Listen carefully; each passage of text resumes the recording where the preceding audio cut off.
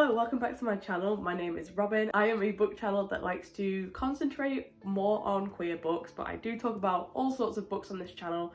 But of course, as a queer person, I like to celebrate queer books here.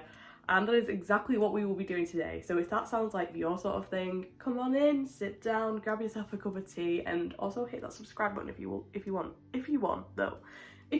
only if you want. So we are now 7 months, technically it's July now.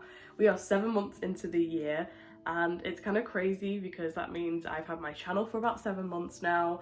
I posted my first ever video in December, and I genuinely, at the time, didn't really think much of it. Instead of talking the ears off my friends, it was just sort of talking to the universe instead. I've had such amazing reactions from my videos, and for that I just have to thank everybody for being a part of the channel. If you've liked, if you've watched, if you've subscribed, if you've been here since the start, if you've been here 5 minutes, thank you so much for sticking around. So if you have seen, I have not posted a video in a while, and this video was meant to come out about 2 weeks ago, and it didn't because I caught COVID and I've been really sick with it.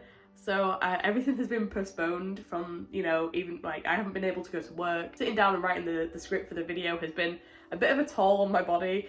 So finally today I felt a little bit more like myself. I think I've had it at the front end of the week and I'm like no longer positive, but I'm still really sick. So we'll see how long that lasts, I guess. But thank you for sticking around anyway, waiting for 2 weeks. I know that I really like to try and to upload consistently, but it was literally just a wrench in the works getting COVID. I wasn't planning on doing it. It wasn't really on my list, and I've managed to dodge it for about 2 years at this point. I haven't had it before, and yeah, so this is what I get. This is what I get. So this video will be celebrating my favourite queer reads of 2022. This doesn't mean that they have been published in 2022.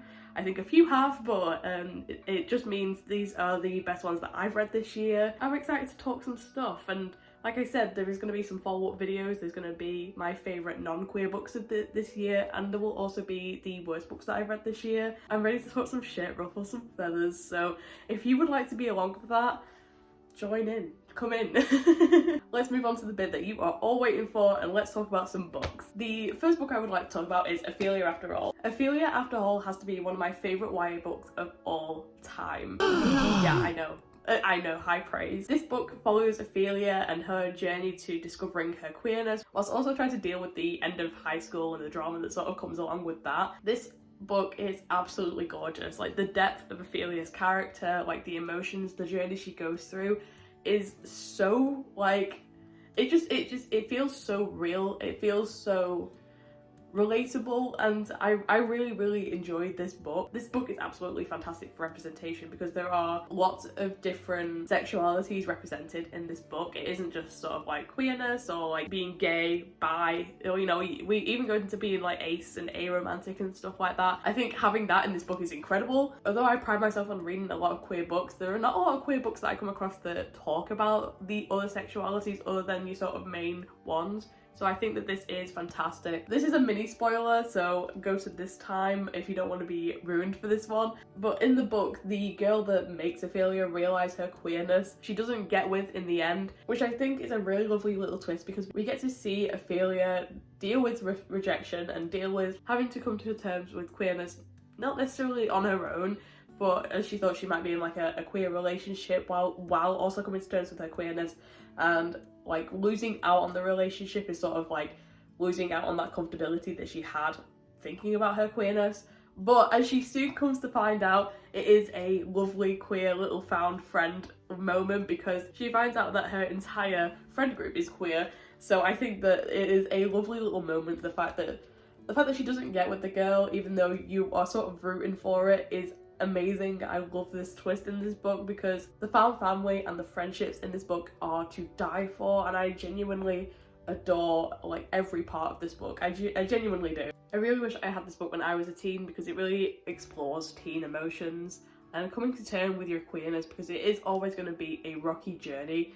There is no clear path to finding yourself and your queerness, and I really like how this is explored in this book too. I would like to say YA usually isn't my genre either, so I am, from my perspective, if you do not like YA either, please just at least try Ophelia after all, because you will not regret it. The next book I want to talk about is She Gets the Girl. Like I said, I'm not a massive fan of YA books. Usually YA romance books, I like, you know, YA fantasy, I don't mind. But as you can tell, the last two books have just completely changed my mind. I feel really bowled over by these two books. So this is a YA romance. It follows two girls called Alex and Molly, who are both two very different people, and their worlds collide when they go to the same college. I want to say university, I'm British.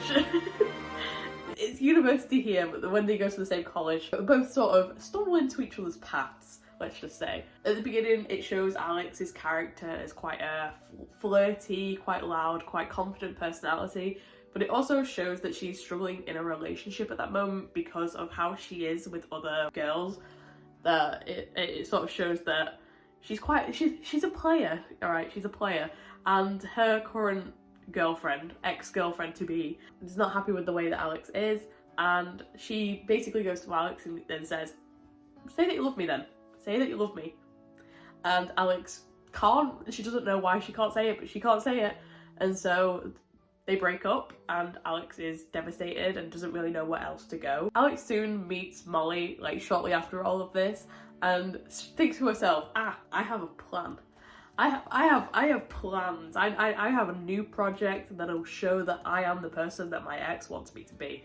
Which is it's a strange storyline. I don't know if this is a common storyline in YA books, and this is the first one I've ever read. Alex wants to prove to her ex-girlfriend that she has changed by getting Molly together with her crush, basically. And I know it's sort of like Alex's way of saying, like, hey, I didn't sleep with this one, like, you can trust me, look, say, I didn't sleep with this one, like, I wanted to, but I didn't see, look, I could be really lovely, like, I helped her get her aspirations as well, isn't that nice? I'm not selfish. But if an ex came up to me, like if I dumped my ex for being sort of like emotionally unavailable, and a couple of weeks later they came up to me and was like, hey look, I got those two people together, those two people that you do not know, those two people that are screwing, you don't know them, you never seen them in your life, I got those two people together. Look how much I changed. I would be like, security? Like what? I don't, crickets, my love, crickets. It wouldn't tempt me back into a relationship, let's just put it that way, but I stand by Alex. Like, if Alex thinks that this is the way that she's going to change and, you know, unfurl, I mean, spoiler alert, she does. Like, it does change her as a person. Obviously, this plan pushes Alex and Molly together closer, and they soon realise if they want to really look for love, they gotta look inwards instead of outwards. I don't care if it's a predictable trope. I was pining for every word that they were saying. Like, I was hooked. And it's one of those that you knew that they were going to get together, but I don't care. I love this book. I think it was fantastic. I really enjoyed the characters. I really enjoyed the growth in Alex's character, and I really enjoyed them both as a pair. I think that they were fantastic, and I absolutely adored this book. The next book I really enjoyed this year was Heartstopper. I'm not really going to talk too much about this, because if you haven't heard anything about Heartstopper, I assume that you are living on the moon, because it is everywhere currently. I wanted to get around to reading Heartstopper before the show came out, and I sort of just missed it.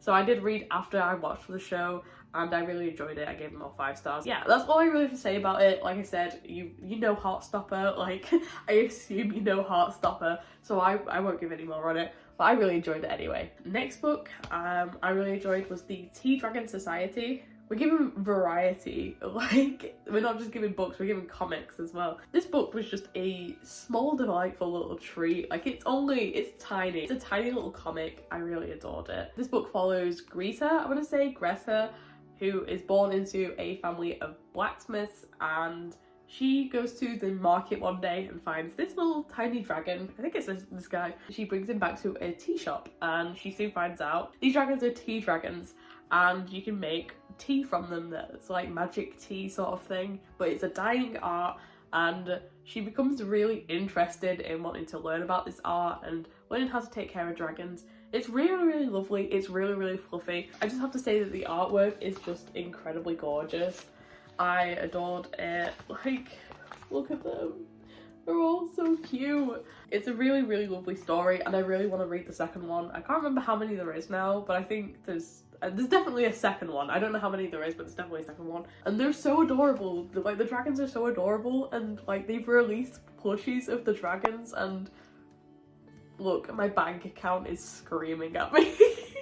So it's another graphic novel, but this time you could kill somebody with this. Like, you could absolutely just murder somebody with this.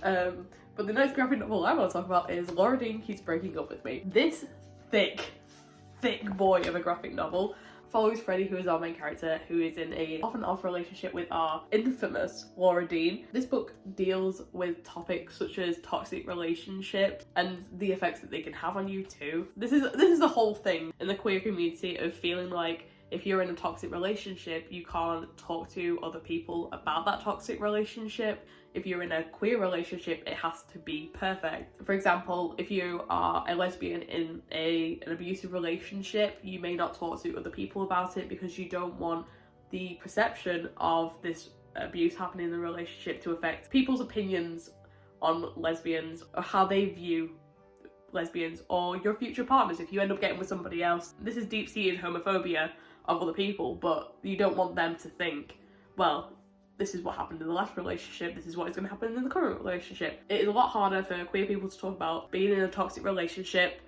and the effects that it can have on them because they don't want to be perceived by any other way by other people. Dealing with such a heavy topic, but in a way that is very digestible for young readers as well, is fantastic. I adored this book, I adored this story, I adored the characters, I loved every part of this story, and I think it is really touching on a topic that, not that we avoid, but I think that this is really talking on a topic that isn't really talked a lot about in the queer community.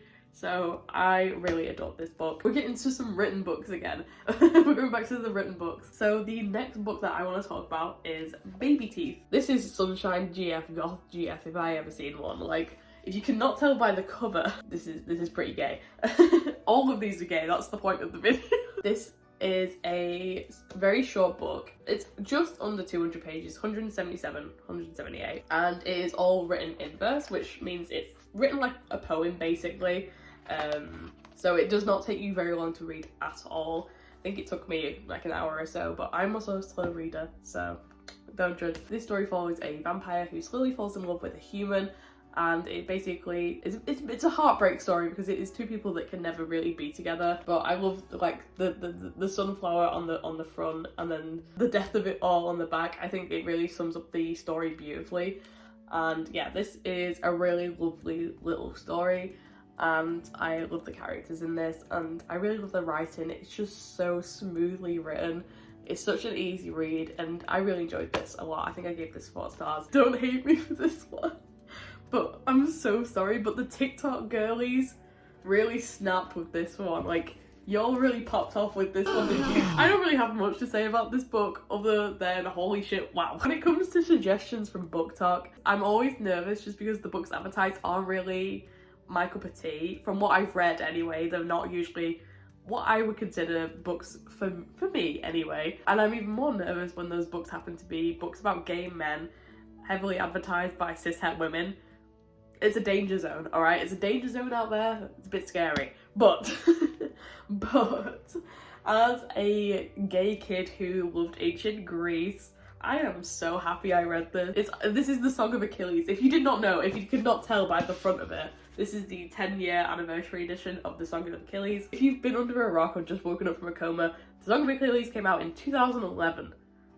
And I know, I was a different person in 2011. I was straight in 2011, like, that. This is a different time for all of us. TikTok really dug their claws into this one. I saw it a lot last year like on TikTok, and they dug their claws into it and they would not stop talking about it. This book is a retelling of the Iliad. If you weren't around on TikTok when this book was blowing up, multiple people had a go at the Iliad for spoiling Song of Achilles for them.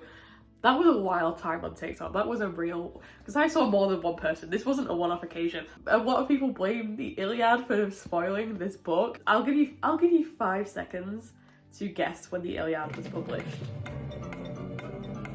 Alright, time's up, time's up. The Iliad was published around about 1260 to 1180 BC. Even Jesus knew how the Song of Achilles was going to end, okay?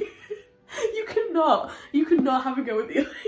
Even though you know how it's going to end, I think Madeline Miller did a fantastic job of making me sob even though I knew what was going to happen.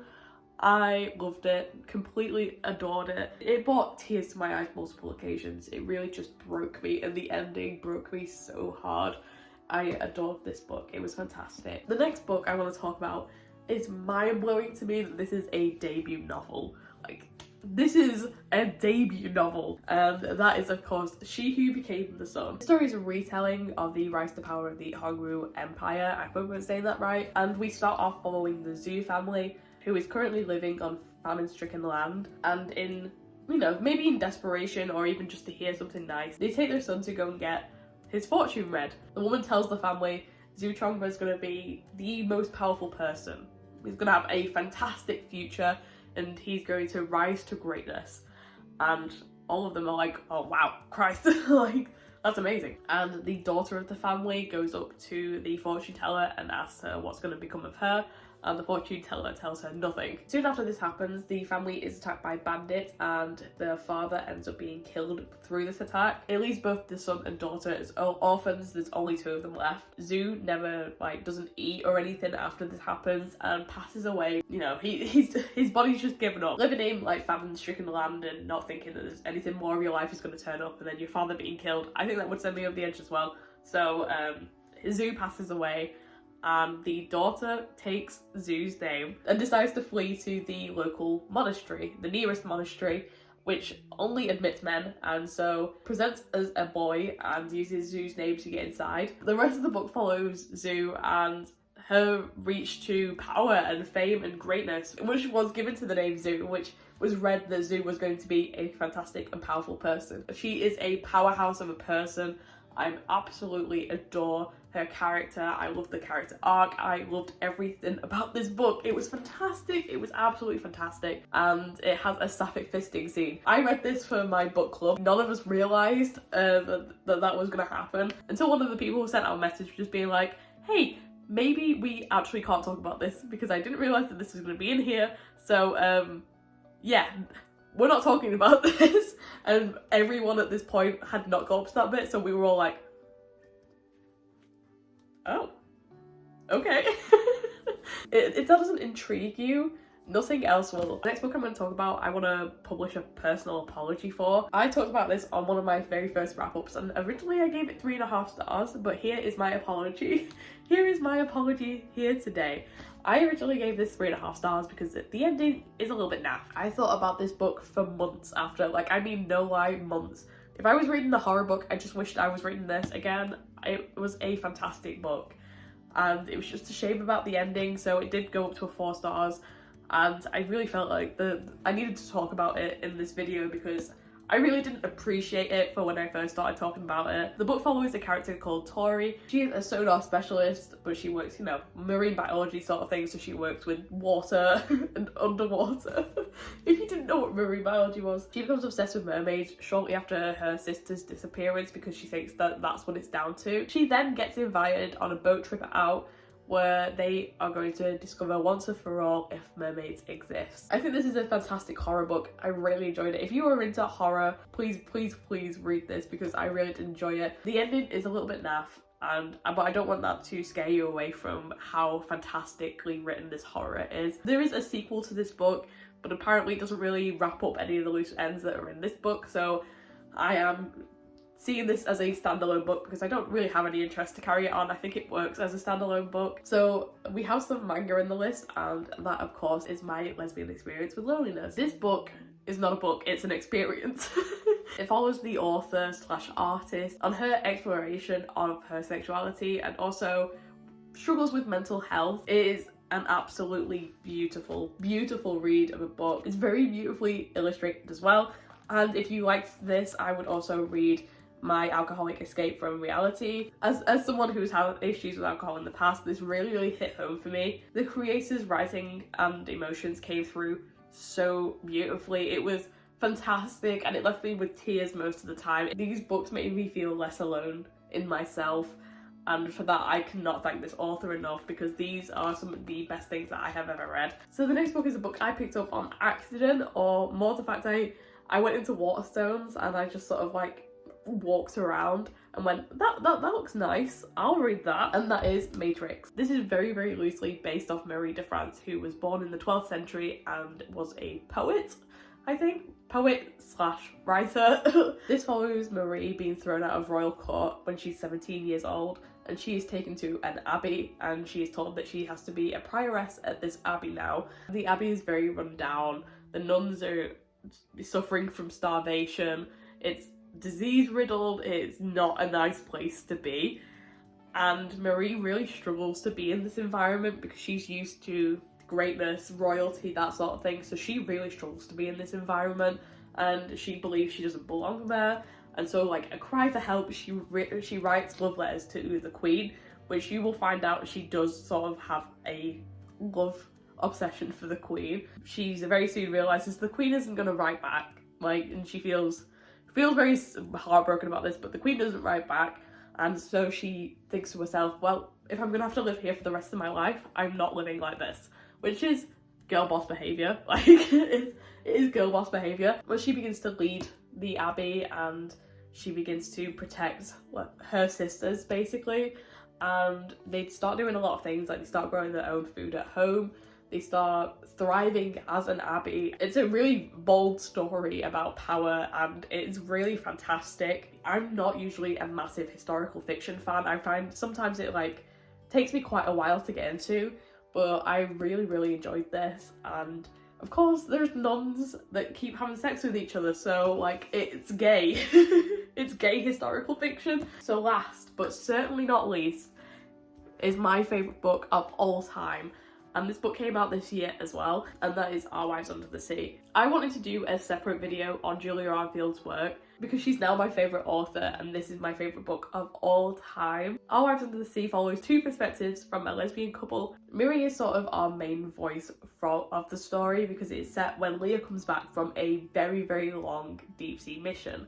So long, in fact, that Miri thought that she was dead at sea and she just never was coming back. Miri's perspective shows us a lot about what it's like to have Leah back, and you get a lot of anecdotes from the beginning of their relationship, and it sort of contrasts how different Leah is now that she's back from the relationship. Leah was this loving, soft, wonderful human being, and they were such a fantastic couple. It's the way that Miri talks about their relationship is what true love feels like. It is incredible. It's absolutely incredible. She makes comments about Leah, how she never talks. Leah is always spending her time in the bath.